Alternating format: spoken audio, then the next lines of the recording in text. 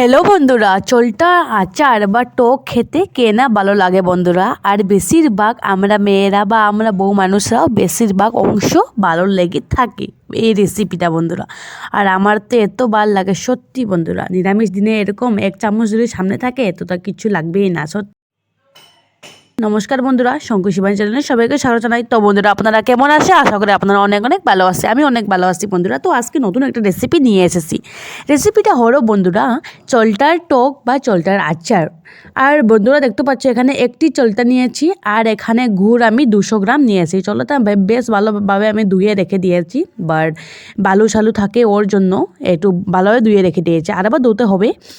তো এখানে ছোলাটাকে ভালোভাবে কেটে বন্ধুরা আমি ধুয়ে রেখে দিয়েছি। দেখতে পাচ্ছ ফ্রেশ করে একদম এরকম এরকম মানে পাতলা পাতলা করে কেটে নিয়েছি, না হলে তেল মশলা ঢুকবে না ভিতরে। তো এখানে সামান্য ধনিয়া মানে আস্তা ধনিয়া নিয়েছি, সামান্য বন্ধুরা, এত বেশি নয়। তো এখানে গুড়টাকে আমি ভালোভাবে গুঁড়া করে নিয়েছি মানে দা দিয়ে। আর এখানে বন্ধুরা চালটা থাকে আমি সিদ্ধ দিব। তো প্রথমে দিয়ে দিচ্ছি এখানে স্বাদ অনুসার লবণ দিয়ে দিচ্ছি, সামান্য হলদি গুঁড়া দিয়ে দিচ্ছি, কালারটা সুন্দর আসবে ওর জন্য। তো সিদ্ধ হয়ে গেছে বন্ধুরা, দেখতে পাচ্ছ এখানে সিদ্ধ প্রায় আমি 15 মিনিটের মতো দিয়েছি, বাট একটু সুন্দর করে সিদ্ধ হতে হবে, না হলে তো ভিতরে বর্তমানে গুড়ের রসটা ঢুকবে না ওর জন্য। তো বন্ধুরা দেখতে পাচ্ছ সিদ্ধ হয়ে গেছে, এখন আমি নামিয়ে নিব। নামিয়ে একটু ঠান্ডা করে নিব। ঠান্ডা করে বন্ধুরা এটাকে আমি আধ ভাঙ্গা করে কুটে নিব, ঠিক আছে? আধ ভাঙ্গা করে কুটলে কি হবে যে এটার ভিতরে মতলব গুড়ের বা চিনির যে রসটা, যে রসালটা ঢুকবে ভিতরে, ওর জন্য না যত সময় না ঢুকে তো স্বাদটা আসবে না। ওর জন্য বন্ধুরা আমি এরকম আধ ভাঙ্গা করে কাটতে হবে। তো বন্ধুরা দেখতে পাচ্ছ এটাকে একটু ঠান্ডা করে আমি এই যে গ্লাস দিয়ে আমি একটু আধ ভাঙ্গা করে নিয়েছি। মানে একটু সময় ধরে করতে হবে, এটা তো পিছলো জিনিস, তাই একটু লাফালাফি করে। তো যাই হোক তবু আমি মানে একটু চেষ্টা করছি মানে আধ ভাঙ্গা করার জন্য। তো যাই হোক আধ ভাঙ্গা হয়ে গেছে বন্ধুরা।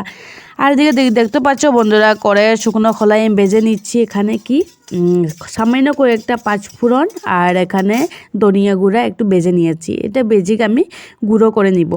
তো এখন বন্ধুরা কড়াইটা আবার ধুয়ে আমি কড়াইয়ে দিয়ে দিচ্ছি এখানে সামান্য 1 চিমটি সরষার তেল, আর এখানে দিয়ে দিচ্ছি কালো জিরা। কালো জিরাটা দেওয়ার পরে বন্ধুরা এখানে আমি আস্তা সরষ দিয়ে দিচ্ছি। চুকা জিনিস বা টকে বা আচারে এই জন্য সরষ সামান্য দিলে মাত্র নষ্ট হয় না, বাট টেস্টটা অন্যরকম হয়ে যায়, ঠিক আছে? তো দিয়ে আমি এই যে আধ ভাঙ্গা করা চালটাটা দিয়ে দিচ্ছি, দিয়ে একটু মানে আমি মিশিয়ে নিয়েছি সব কিছু।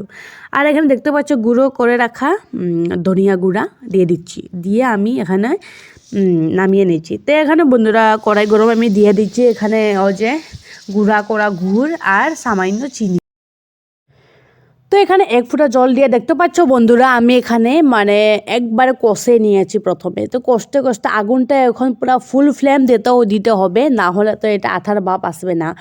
তো ভালোভাবে কষতে কষতে কষতে কষতে বন্ধুরা এটাকে ফুল ফ্লেম কিন্তু আগুন, ঠিক আছে? ফুল ফ্লেম করতে হবে। এরকম কষতে কষতে এরকম সাদা মানে সাদা টাইপ হয়ে গেছে গুড়টা, দেখতে পাচ্ছ পুরো ফেনা ফেনা হয়ে গেছে। মানে বুঝে যাবে বন্ধুরা পারফেক্ট মতো গুড় এরকম হতে হলে ফেনা ফেনা ভাব আসতে হবে, এরকম সেম টু সেম। তারপরে একটা পাত্রের মধ্যে এখানে জল নিতে হবে, মানে জল দিয়ে 1 ফোঁটা দিলে মানে বোঝা যায় যে এটা পারফেক্টভাবে হয়েছে কি না। তো দেখতে পাচ্ছ নিজের চোখে আপনারা বন্ধুরা পুরো পারফেক্টভাবে হয়েছে। এখানে প্রায় আধা ঘন্টার মধ্যে আমি কষিয়েছি জাস্ট খালি, ঠিক আছে? তো তারপরে এখানে সিদ্ধ করে রাখা যে চালটা দিয়ে দিচ্ছি, দিয়ে তো আর বন্ধুরা আজ 20-25 মিনিটের মধ্যে আরও কষিয়ে নিয়েছি। মানে এত সুন্দর করে কষতে হবে, মানে চালটার ভিতরে মানে ওই যে রসালটা ঢুকতে হবে, মানে রসটা ঢুকতে হবে, যে গুড়ের রসটা, ঠিক আছে? না ঢুকলে তো টেস্টি হবে না, মানে চুকা চুকা ভাব হবে।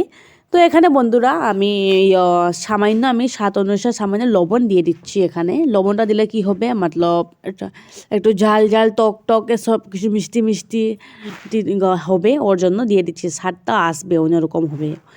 তো বন্ধুরা ভালোভাবে কষতে কষতে এরকম কালারটা সুন্দর করে চলে এসেছে বন্ধুরা, আর ঘ্রাণটা খুব সুন্দর এসেছে, আর একদম পারফেক্টভাবে হয়েছে বন্ধুরা। দেখতে পাচ্ছ খুব সুন্দরভাবে কষতে হবে বন্ধুরা, একটু সময় লেগে খেয়াল করতে হবে যে নিচে পুড়ে না যায়, হ্যাঁ, অনবরত কষতে হবে। তো দেখতেও পাচ্ছ বন্ধুরা একদম বেল আঠার মতো পুরো পারফেক্টলি হয়েছে বন্ধুরা। সত্যি আমার তো খেয়ে আমি সত্যি এত ভালো লাগে গেছে বন্ধুরা, দুর্দান্ত স্বাদ টেস্টি হয়েছে বন্ধুরা। একবার বানিয়ে খাবেন।